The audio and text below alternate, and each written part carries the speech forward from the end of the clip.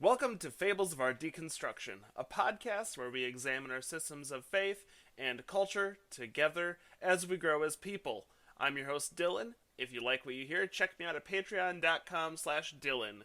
If you'd like to be on a future episode, leave me a message at 515-318-7569 or find Fables of Our Deconstruction on Anchor FM and leave me a voice message. Leave your name, otherwise I will keep you anonymous. Let's get into it. Sometimes I wonder what I'm doing at this moment, that I'll be cringing at a year from now.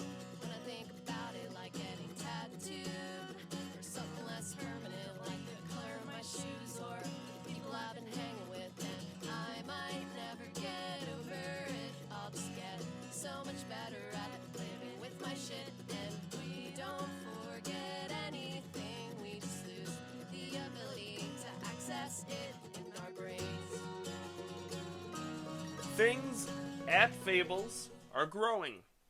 We had a really good experience last week talking about the growing pains in South Dakota, and one of the people that I've started to follow having his daughter's artwork ripped up.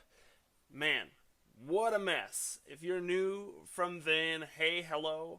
Great to hear from you. I'm finally getting into re-recording my intro and my outro. I'm pursuing some custom music. Well, the music won't be tailored for me, but music from a band I really appreciate, that I think we have views and goals that can line up, and if that comes through, you'll be hearing that, which is really cool. One of my big steps forward is that I'm now taking notes, just like the old days when my first podcast with my wife, The Sideburn State, was up, and we were doing episodes of The Adventures of Pete and Pete together. And so I feel things are moving more cohesively. We're going to have slightly longer episodes, and we're going to be getting more and more listener feedback and listener content because there's more listeners. So once again, if you're new, hey, glad to have you here. Can't wait to see what we put together in the future. So my main story today is I want to talk about monsters. I was just in Rhinelander, Wisconsin for the Hodag Festival. Hodag, if you're not aware, is a fabled creature, a mythical beast, if you will. You may have heard of it from things like Harry Potter, if you're into stuff like Fantastic Beasts and Where to Find Them. But the Hodag originally comes from Rhinelander, Wisconsin, and it is a horned beast with the head of a toad, the body of an ox, and scales like an alligator, but fur, and it's got horns and big spikes running down its back, and it eats bulldogs, right? White bulldogs, most specifically. And it was created by a man named Gene Shepard. It's sort of a sideshow attraction slash cryptid. Cryptids are hidden or unseen animals. Typically things like Bigfoot fall into this realm. And the festival was a blast.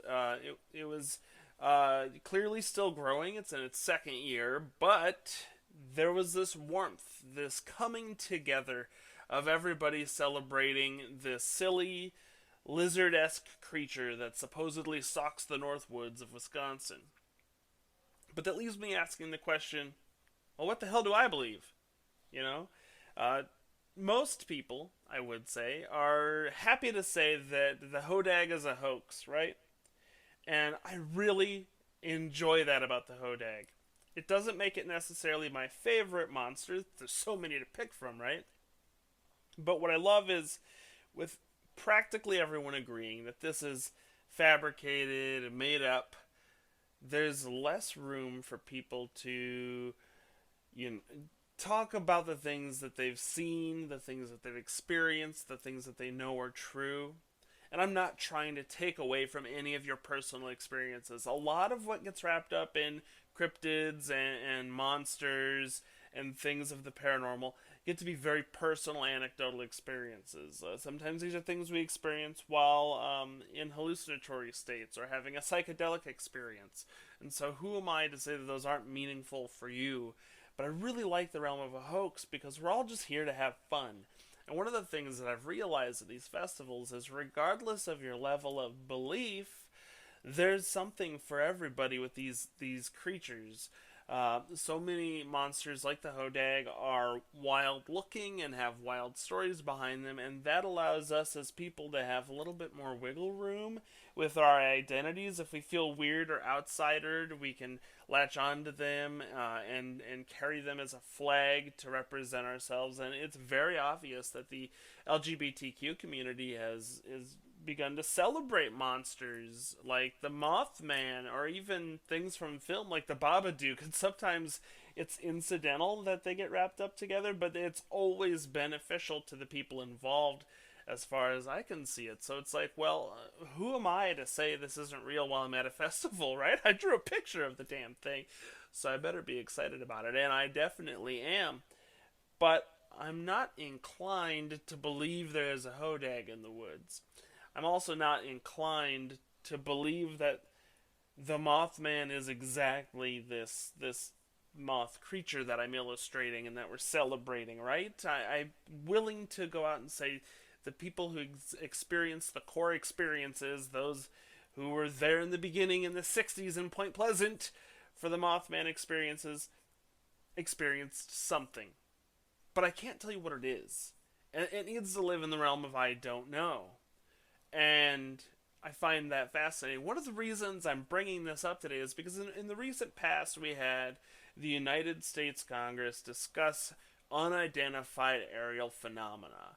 And this phenomena is a wider variety of things. A lot of it's caught on film. A lot of it is reported by pilots from the Air Force, even individuals from the Navy. A lot of military involved, and a lot of people who would be considered experts involved. Now, what I want to warn you is there's a fallacy of an appeal to authority. Oftentimes we'll be like, hey, that guy's in the military, therefore he must be trustworthy. And that isn't necessarily true. And his expertise isn't necessarily in aerial craft, aerial phenomena, things in the sky. So we have to remember what kind of authority we're trying to appeal to. Maybe seek somebody who is an expert in cameras or airplanes specifically, or flying animals. It doesn't have to be one person in the military. But we tend to do that, right? Like, look, it's someone attached to the government. This thing must be happening. And we've been able to classify certain phenomena as likely our own craft, likely private craft, likely drones, likely foreign craft. And there's this small percentage, this few encounters that we are tossing in as unknown. Now, I've seen people in some of the chats that I'm in Facebook and Discord say, oh my goodness, look, we have disclosure. And in the realm of UFOs and unidentified aerial phenomenon, the enthusiast and the true believer will say, we're waiting for disclosure. We're waiting for the government to walk out on a big stage and introduce us to a little green man or a big gray alien and say, look, we've been in contact with these individuals since 1947. We have some strange alliance, and we feed your children to them. Now, it's not always that extreme, but that's just an example of where things go. And I've been seeing people say, like, hey, these unknowns are disclosure. Well, I mean, it's disclosure of the events that happened, but it's not disclosure that we have fluid contact with aliens. But there are a lot of people who jump in and just want to believe, right? And I would love to believe. As a matter of fact, looking at the universe and understanding how quickly amino acids appear anywhere we look and how they are a fundamental building block of life, I can see that life probably explodes around this universe. And it's in a variety of complexities. Now, before I get any further, I want to mention humans are no more evolved than any other creature on the planet. We've all been here, evolving from different forms of life about the same amount of time, right? Our most distant ancestor is likely one thing. So life on Earth has been evolving at its own rate. So there are things that might have been evolving longer than us, and things that may not have needed to evolve the type of tool use and communications humans have that we identify as intelligence. But there's probably life out there, right? I'm totally on board with that. Yeah, and we can talk about the Fermi paradox all we want, but I'm totally on board with life being out there, but I'm not convinced it's visited us yet, because we just don't have substantial evidence. And I don't think that the government saying there are things that we've documented that we don't know what they are is necessarily saying that it's confirmed aliens. So it gets back into this realm of like, what do we believe and how are we celebrating it? Like, I want to do UFO festivals. I want to talk about kooky things, right? And I want to celebrate them. I want to celebrate these strange experiences that people have had and these fantastical beliefs that have sprouted up around them. But I'm not really buying in because I know that the lack of evidence is not evidence of something fantastic. And that's kind of boring, right? Especially in the sense of, telling stories or creating artwork. But at the end of the day, a lack of evidence is really just embracing I don't know, as opposed to saying, well, it must be this wild thing, because there's all sorts of mundane things and less wild things and more wild things that it could possibly be.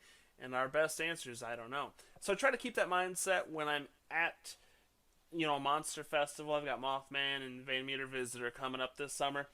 And I want to remind myself and others that the best grounds to fall on is I don't know. But there's nothing wrong with celebrating folklore and mythology as long as we keep our minds critical and do our best to strive to know what's true.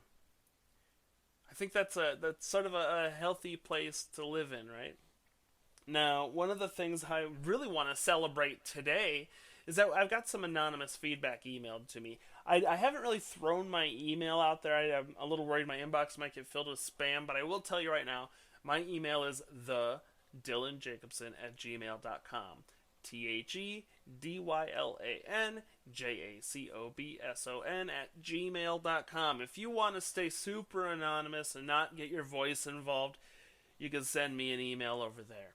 I don't plan on dropping that too frequently, and if things start to show the way they are, like continue to grow the way they're going, we'll get a new email set up for this podcast. But I wanted to read to you this email. I've cut out a few pieces that were a little too personal that I don't think the listener wants me to share, but this was an amazing piece of feedback. Here we go. I, too, am in the closet about losing my faith for the exact reasons that you listed. I think it's more agnostic for me than atheist, but it's still the same. I no longer believe in the Christian faith. I'm afraid of losing my family and the benefits of that community. I was also scared of admitting I didn't believe in Santa or the Easter Bunny for the same reasons you listed. That to me is an amazing review of this podcast, to say, hey, you're right. I'm not alone, and you're not alone. We've had these similar experiences, and it is deeply difficult to tell your family, and I don't think we have to. I've seen a lot of people in the atheist realm say only do it if you feel safe. And you know what? I feel safe saying it here, but I don't necessarily feel safe calling my grandma or my mom or even saying it at dinner in front of them.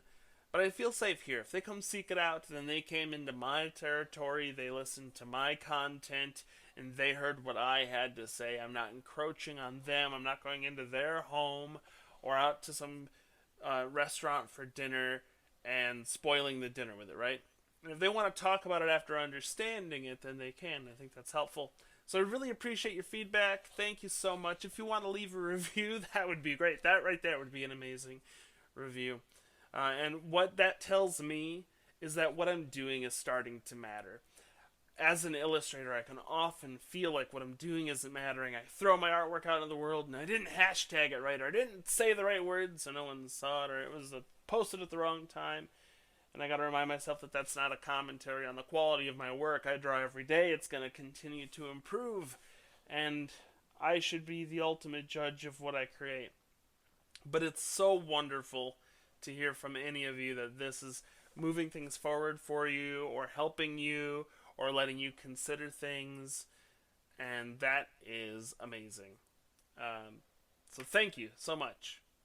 I've got one more thing here that I want to talk about before I let you go. Look at that, multiple topics, because I've been taking notes. I wanted to talk about unplugging. I think one of the things that can get us into a weird state of like combative skepticism or even like combative support is our social media. And I know everything will say that this is true. Social media is so toxic. It's one of the biggest difficulties we have in our lives. And I think that's true. But what I want to encourage is, hey, if you ever get the opportunity to throw the phone down, unplug, walk away from the computer, go take a walk, anything like that. Get outside for 10 seconds or go play a video game and just ignore your computer or your phone. Read a book. I think those things could be really important. And the reason that's on my mind is, once again, I was in Rhinelander, Wisconsin, which is about a 7-hour car ride for me. And I had the opportunity to take my wife with me. And so what we did was we talked and we listened to music and we drove for several hours. And I don't communicate it well because I am often defensive about my reasons for things, because I'm worried about people being critical, and I'm trying to grow through that. And those are things I would love to change about myself. And I think acknowledging that is a good step to making changes as things move on. But while we were on the trip, my phone was down. I wasn't looking at Facebook. I wasn't reading who's got what circulating on Instagram, and it was refreshing. And so as we got there, I didn't really want to look at my phone during dinner or when we had to fix a strange reservation with the place we were staying. Or even throughout the festival, I didn't really want to sit on my phone, even on the way back. And I'm like, you know what, I'll address these messages a little bit later. And I know there's that urgency that, like, your texts and your Facebook messages, they should be addressed the second you see them. And I guess that's fair. If you have the time, go for it. But my goodness, it feels good to just say, you know what? Fuck it. I'm not going to look at it right now. This time is for me. We're on the road. We're driving. We're going somewhere. So I think if there's something you can do out there for like 10 minutes this week, before I come back at you in 2 weeks, take some time. Unplug. Go listen to music. Read a book. Find something you used to love. Or just do what you always do. Just drop the phone. Drop the computer for a second.